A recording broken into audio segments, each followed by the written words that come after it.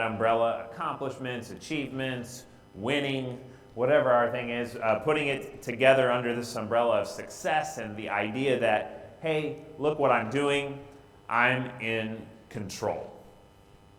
This idol of success. And as we think about that, I'm going to start with an assertion. An identity wrapped up in success will eventually lead to an identity crisis. I'll say that one more time. An identity wrapped up in success will eventually lead to an identity crisis. Because if we understand that success is that sense that we are in control, that we are getting it done, that we have got things in our hands, well, eventually we won't. That's just life. And boy, there are so many examples that you could use to illustrate this point. I don't even know which ones to pick. We've all seen it. We all know it. We might have experienced it ourselves. It's always easy for me to go to sports. You could pick any of those, but I think in particular of maybe what I would consider the peak of sporting achievement, which would be Michael Jordan.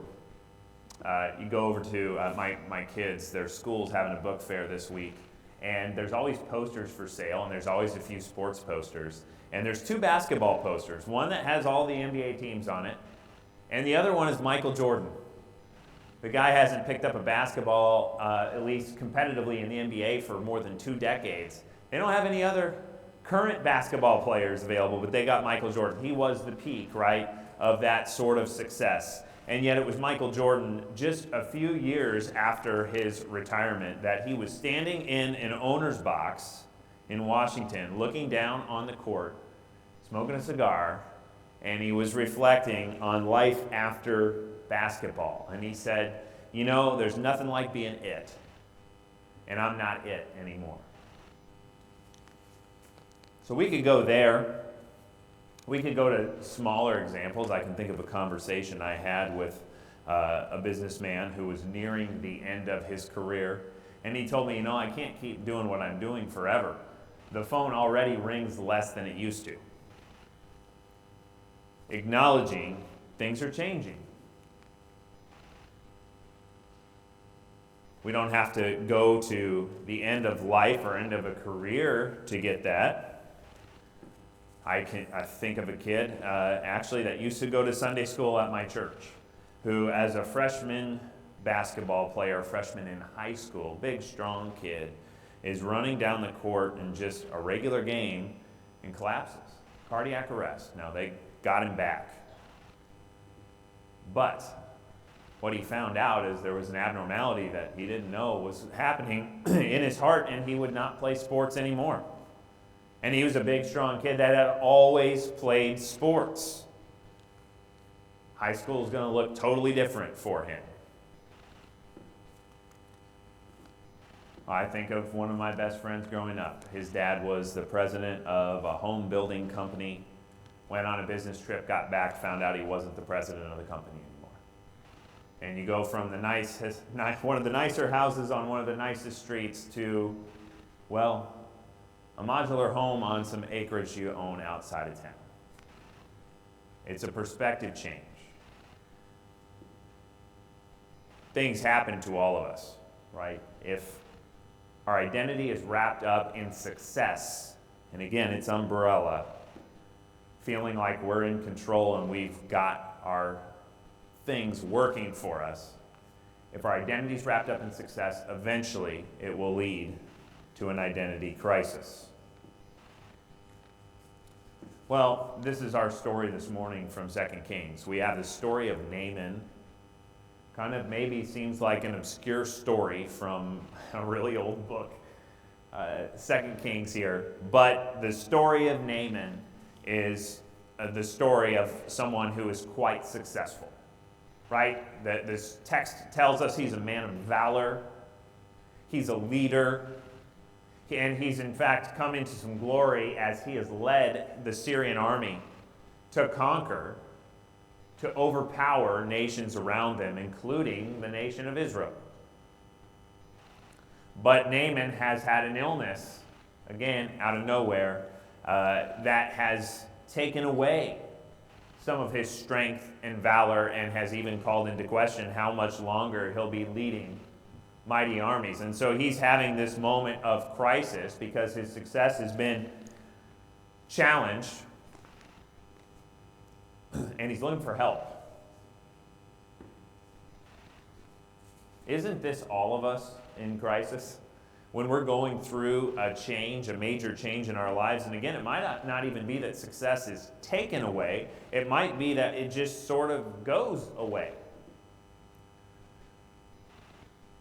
Think of the things we identify with being and how much they change over the course of our lives. Some of them we might not even think of as success, but they are part of our identity. I still, in my mind's eye, am a dad of 4 littles, but my littlest little's 11, and my oldest little's driving, so I guess I'm not a dad of littles anymore. It just happens. Our identity changes, whether we want it to or not, and success is fleeting always.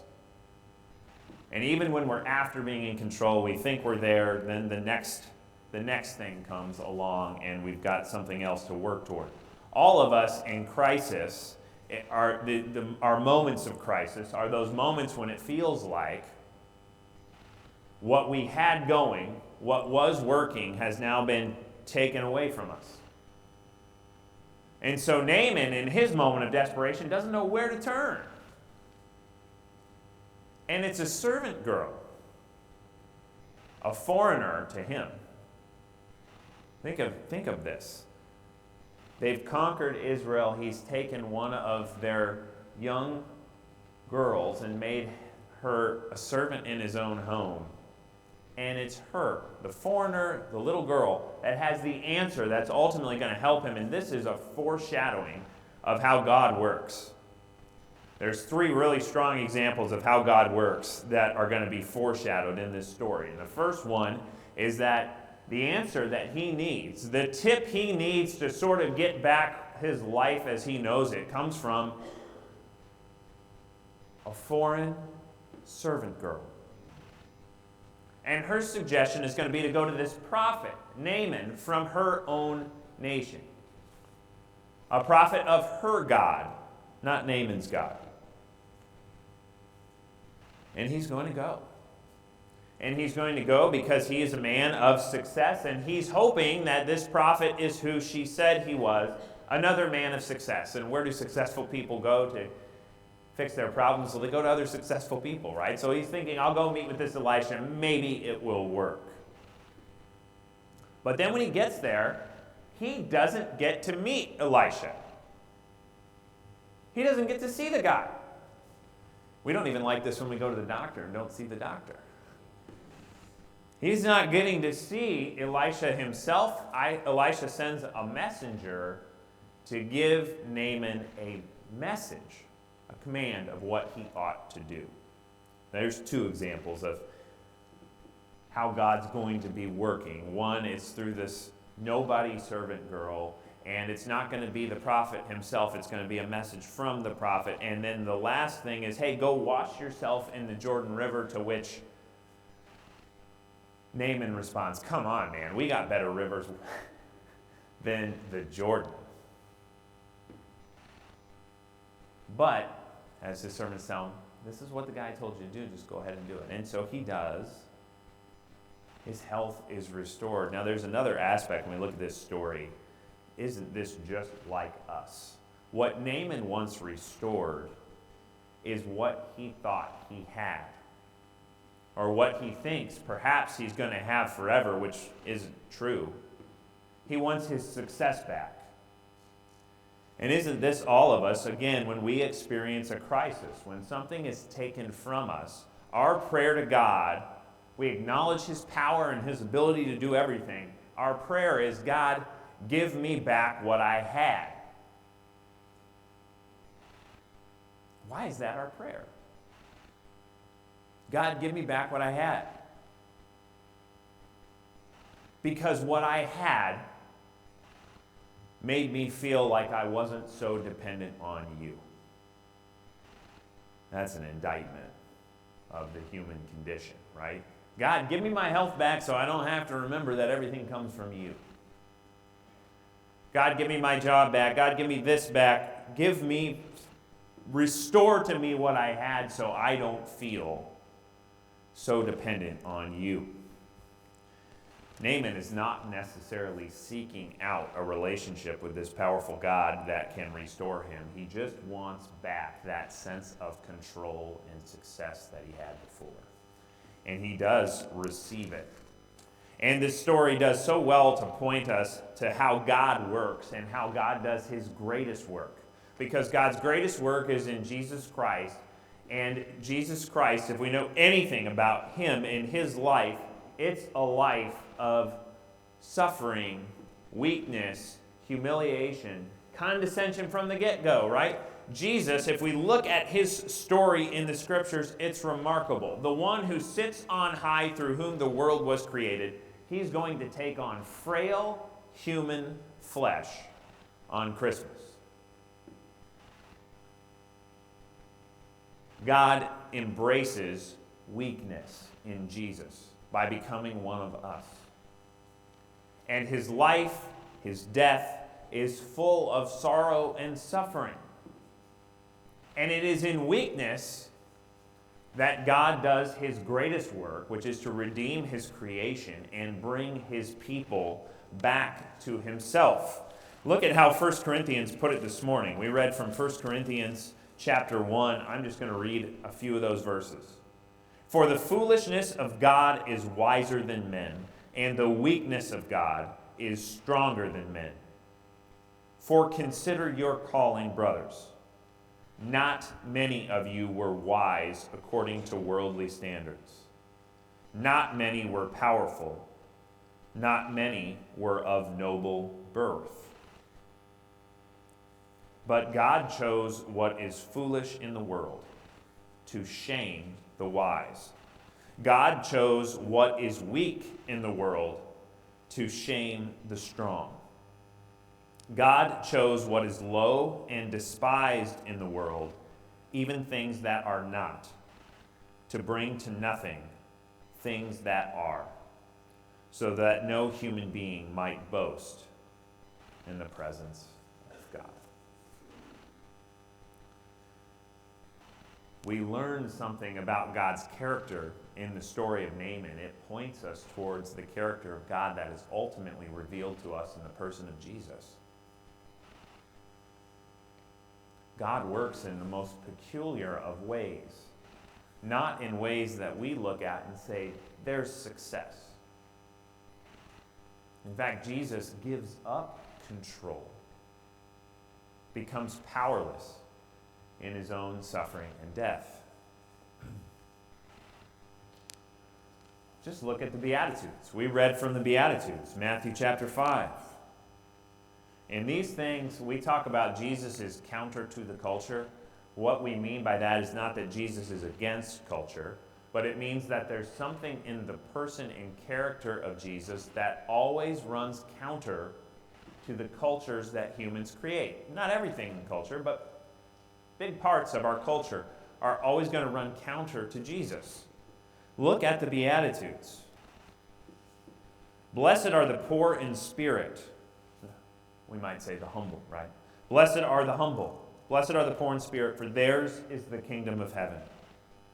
Blessed are those who mourn, for they shall be comforted. Think of the opposite of these things. We don't say blessed are the poor in spirit. We say blessed are those who feel great about themselves, those who are proud. We don't say blessed are those who mourn. We say blessed are the happy. Blessed are the meek, for they shall inherit the earth. Well, we'd say the opposite, right? Blessed are those who get their voice heard. Blessed are those who hunger and thirst for righteousness. Blessed are the merciful. Blessed are you get the point. What Jesus is laying out for us here, for us to embrace, for us to seek, for us to follow, is Him. And we know from the revelation of Jesus, of who He is, that His way of thinking and operating run counter to the ways that we think and operate. We seek success We seek to wrap our identity up in a sense of control and what we have and what we can do and how we've got it all together. And Jesus is communicating something different to us about what we ought to seek and about who we actually are. So I guess that's the question we come back to. How do we understand ourselves? Where do we find our identity? And the temptation's going to be, and we're going to succumb to this temptation over and over again throughout our life, is going to be to wrap our identity up in these idols, in things like our success, our accomplishments, our achievements, our status. There's going to be a temptation to do that, and we will fall victim to that temptation over and over again, and then be woken up rudely by the fact that what we were wrapping our identity in has now changed or been taken from us. What should we find our identity in? Well, we hope in faith in Jesus. We're totally connected to him and totally dependent on him always. Right? Every breath, we would say, every breath we take is a gift from God. He's the one who gives it to us. We don't know sometimes why he withdraws that gift, but he does.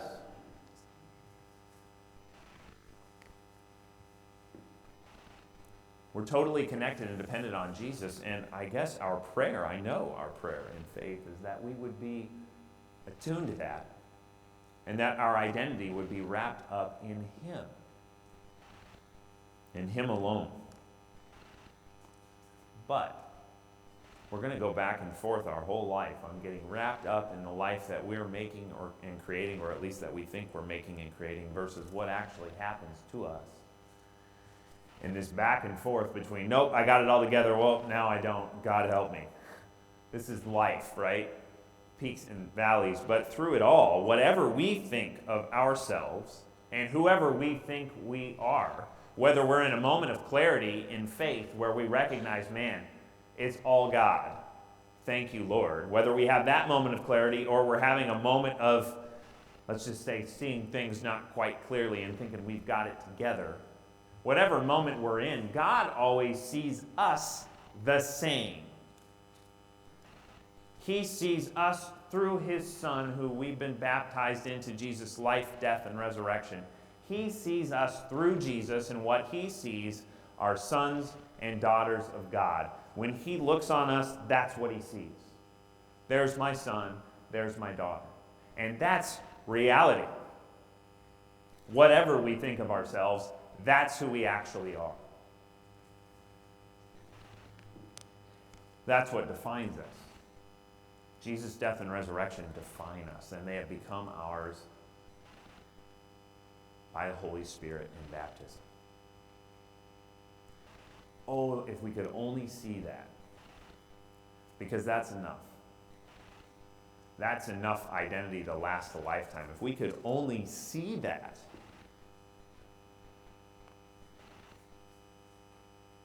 God sees us for what we actually are. Just people. We're all just people.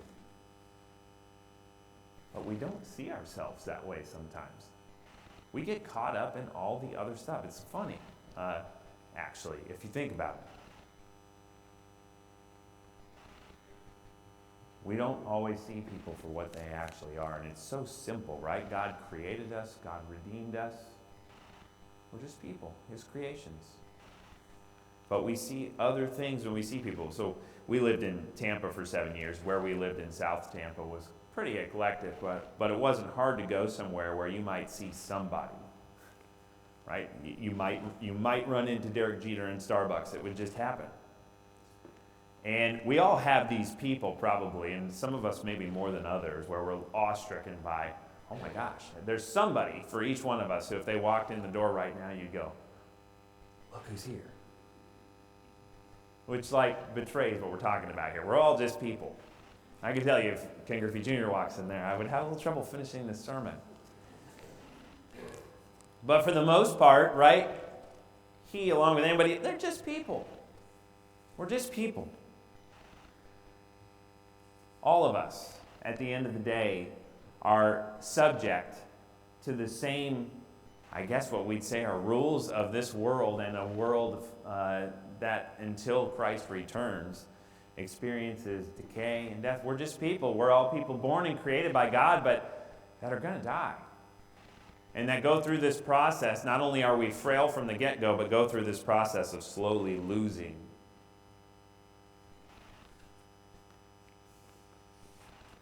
Yet look at the way Jesus talks about just people.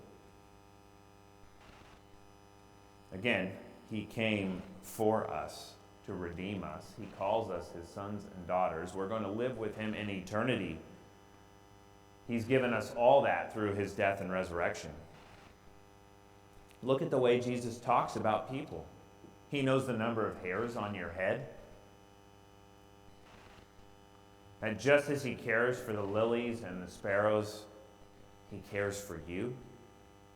He wants you to call him Father. You were knit in the womb, fearfully and wonderfully made. These are God's words about you, about his sons and daughters. We're just people, but we're God's people.